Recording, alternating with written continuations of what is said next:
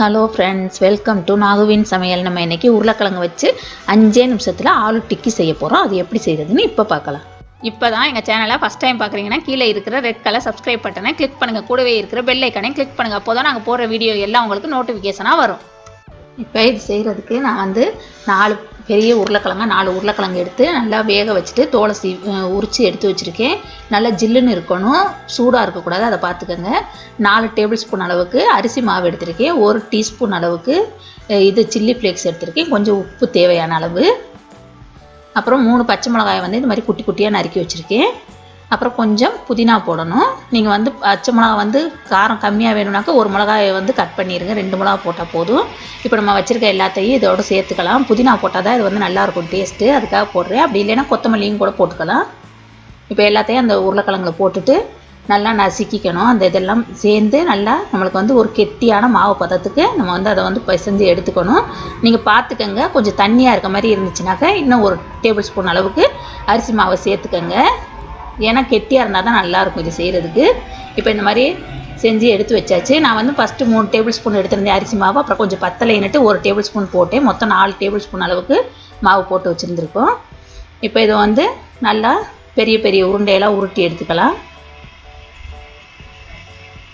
உருட்டிட்டு இந்த மாதிரி தட்டி விட்டுக்கோங்க. ரொம்ப லேசாக தட்டக்கூடாது. கொஞ்சம் உள்ளங்கையில் வச்சுட்டு இந்த மாதிரி கொஞ்சம் கனமாக தட்டி அப்படியே இது மாதிரி கட்லெட் மாதிரி எடுத்துக்கோங்க.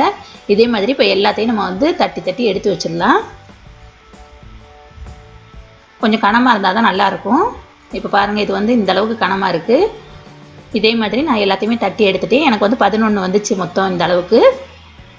கொஞ்சம் மீடியமாக தான் நான் வந்து உருண்டையில் எடுத்தேன். அது வந்து 11 வந்துச்சு. இப்போ அது வந்து பொரிக்கிறதுக்கு தேவையான அளவு எண்ணெய் வந்து ஊற்றிட்டு நான் ஒரு கடாய் வச்சு அதில் எண்ணெய் ஊற்றிருக்கேன். நீங்கள் கனமான சட்டியாக எடுத்துக்கோங்க. அதே மாதிரி மீடியம் ஃப்ளேமில் தான் வச்சுக்கணும் அடுப்பை. ரொம்ப ஹையில் வச்சிங்கன்னா கருகி போயிடும். பாருங்கள், இந்த மாதிரி கொஞ்சம் கம்மியாகவே வச்சுக்கோங்க. அப்போ தான் நம்மளுக்கு வந்து அது வந்து உள்ளரையும் வெந்து வர்றதுக்கு சரியாக இருக்கும். நல்லா பொன்னிறமாக வந்ததுக்கப்புறம் நல்லா திருப்பி விட்டுக்கோங்க. எல்லாத்தையும் ஒரே மாதிரி வேக வைங்க. இது வந்து குழந்தைங்களுக்கு ரொம்ப ரொம்ப பிடிக்கும். ரொம்ப சூப்பராக இருக்கும். சீக்கிரமாக செஞ்சிடலாம். ரொம்ப நல்லா இருக்கும் டேஸ்ட்டும். இதே மாதிரி 2 பக்கமும் நம்ம வந்து வேக வச்சு எடுத்துக்கலாம். நல்லா வேக வச்சுக்கோங்க. கொஞ்சம் ப்ரௌன் கலராக வர்றது வரையிலும். அப்போ தான் நல்லா உள்ளரையும் வேகும்.